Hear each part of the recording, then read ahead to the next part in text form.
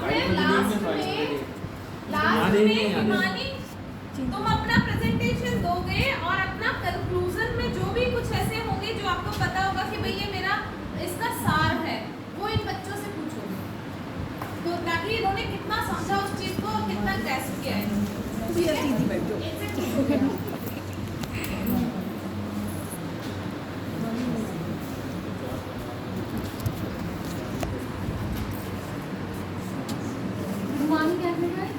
Good morning. My name is Mani. Today I am going to present you a topic on children with sensory needs. Okay. First of all, anyone knows what are sensory needs? Okay.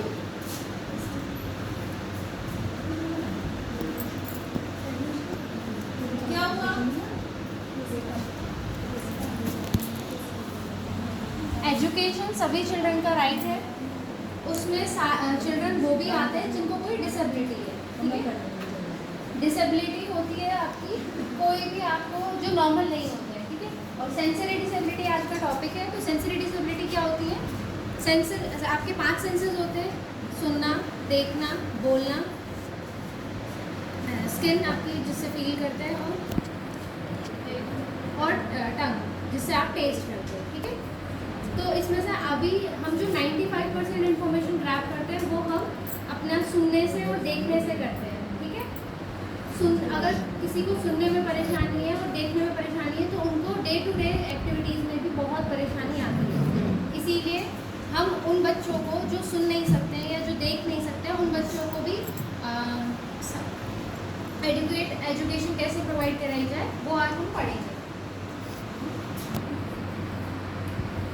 सबसे पहले हम पढ़ेंगे education for visually impaired children. Education for visually impaired children में visually impairment क्या होता है?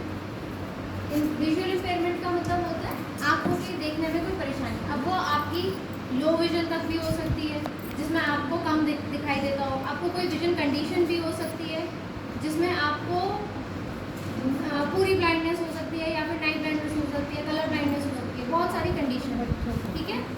अब ये 3 तरीके से डिवाइड करी हुई है, 2 तरीके से, विजन कंडीशन और विजन लॉस। विजन कंडीशन जो होती है वो मोस्टली ट्रीटेबल होती है मेडिकल इंटरवेंशन के साथ में। आपको चश्मा लगा दिया जाए या थोड़ी बहुत सर्जरी कर दी जाए तो आप ठीक हो जाओगे।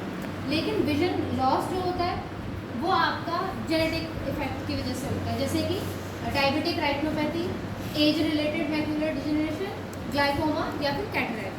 ये बीमारियाँ जो होती हैं ये ठीक नहीं होती हैं, ये आपकी लाइफ टाइम आपके साथ रहती है। अब चैलेंजेस कैसे फेस करते हैं ये लोग?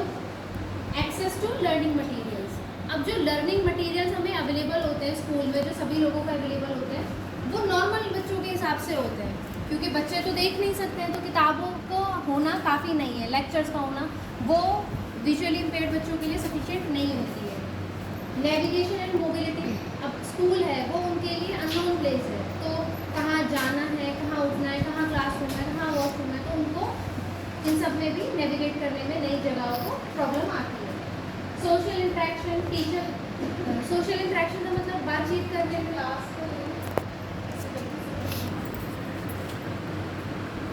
अब इन सब परेशानियों के बाद हम लोग उनको क्या क्या एजुकेशनल फैसिलिटी प्रोवाइड करवा सकते हैं जिससे उनको ये परेशानी सॉल्व हो।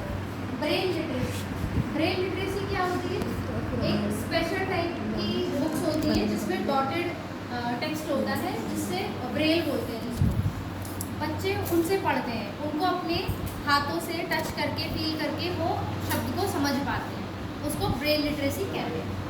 Assisted technologies. असिस्टेड टेक्नोलॉजीज़ का मतलब है अगर किसी बच्चे को बिल्कुल ब्लाइंड नहीं है लेकिन कलर ब्लाइंडनेस है या फिर कैटरैक्ट वगैरह या फिर आई साइट में परेशानी है, तो उसको असिस्टेड टेक्नोलॉजीज़ प्रोवाइड कराई जाए जिससे वो अपनी पढ़ाई के लिए हेल्पफुल हो।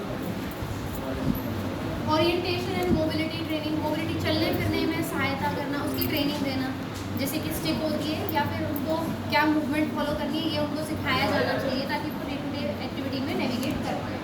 स्पेशलाइज्ड स्कूल, ऐसे बच्चों के लिए स्पेशलाइज्ड स्कूल होते हैं जिसमें स्पेशल टीचर्स अवेलेबल होते हैं, उनको ट्रेन किए हुए टीचर होते हैं जो उनको उन्हीं के तरीके से स्पेशली पढ़ा पाते हैं।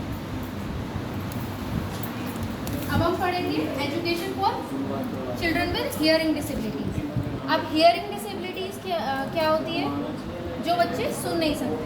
अब वो हियरिंग डिसेबिलिटी आपकी मेन 3 तरीके की होती है: conductive hearing loss, sensitive hearing loss और mixed hearing loss. Conductive hearing loss क्या होता है? कंडक्टिव हियरिंग लॉस आपका होता है जिसमें आपकी किसी बोन स्ट्रक्चर में परेशानी है, आफ्टर हियरिंग वो करेक्ट हो सकती है और वो मोस्टली ट्रीटेबल होती है, ठीक है। सेंसिटिव विजन लॉस क्या होती है? ये परमानेंट होती है, मोस्टली ये परमानेंट होती है। कभी कभी इनमें आपको सर्जरी की ज़रूरत होती है या फिर हियरिंग एड्स या इम्प्लांट मशीन वगैरह की ज़रूरत पड़ती है। मिक्स्ड वालों में दोनों कंडीशन होती है, थोड़ा सर्जिकल इंटरवेंशन भी चाहिए और आपको हियरिंग एड्स भी चाहिए नॉर्मल डे टू डे सुनने के लिए। अब ये लोग चैलेंजेस क्या फेस करते हैं? सबसे पहले चैलेंज आता है कम्युनिकेशन टाइम। जब सुन नहीं सकते हैं तो उनको बात को समझने में, बात को अपनी बात को पहुंचाने में वो परेशानी आती है। Lack of sign language support. Sign language हर किसी को तो नहीं आती है, तो साइन लैंग्वेज का होना ना होना ये परेशानी करता है। Social interaction.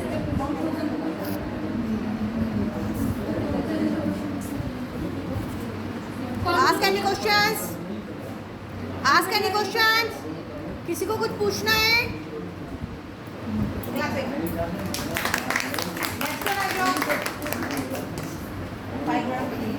वो मेरे से ना पूछे, वो उससे पूछेगा, मेरे से ना पूछे। सवाल है आपके डिस्कशन का, सवाल है आपके ज्ञानवर्धन का, सवाल है आपके क्वेश्चन पूछने का। हमें आपका विकास स्किल डेवलप करनी है, बोलने की भाषा। आप एंकरिंग में नहीं हो जाता। जो एंकरिंग में इतनी बड़ी सभा को संभालने लगी और जो एंकरिंग में से बुलावे पुलिस लाइन वाले, तो ये यहाँ करती रही डेवलप होगी। तो ऐसे ही 26 जनवरी की परेड किसी और पुलिस से कोई प्रोफेसर नहीं, पुलिस में कभी नहीं हुए IAS PCS लोग होते हैं, परंतु अध्यापकों को इसलिए समझा जाता है कि ये रोज अपने कॉलेज में क्या करते हैं, इन कार्यों को करते हैं। तो जो स्पेशलिस्ट होता है उसको बुला लेते हैं, एक बार बुला लेते तो दूसरा भी कहते हैं अरे भाई परेड करानी, ऊपर से आदेश आता है, कुछ योगी जी के सख्त आदेश है कि हर कार्रवाई की जाए। तो आपको भी तो ऐसे ही डेवलप करना है। इसका महत्व ये है कि आपको बोलना है, आपको यहाँ से खड़े होकर बोलना है, विषय का ज्ञान हो, है ना, इसके महत्व का पता लगे। तो आप क्वेश्चनिंग करें, एक करें, 2 करें, बहुत जरूरी है। करिए क्या टॉपिक का। मेरे को कोई बता सकते हैं कि हियरिंग इम्पेयर्ड जो चिल्ड्रन होते हैं उनको क्या क्या परेशानी आती है? जो सुन नहीं सकते हैं उनको क्या परेशानी है? Yes please.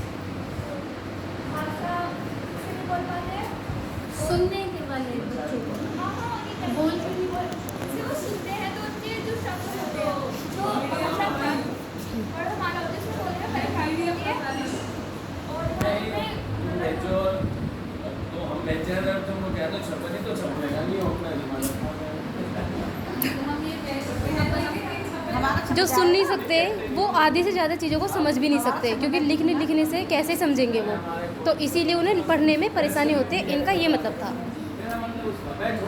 चलो ठीक है, नेक्स्ट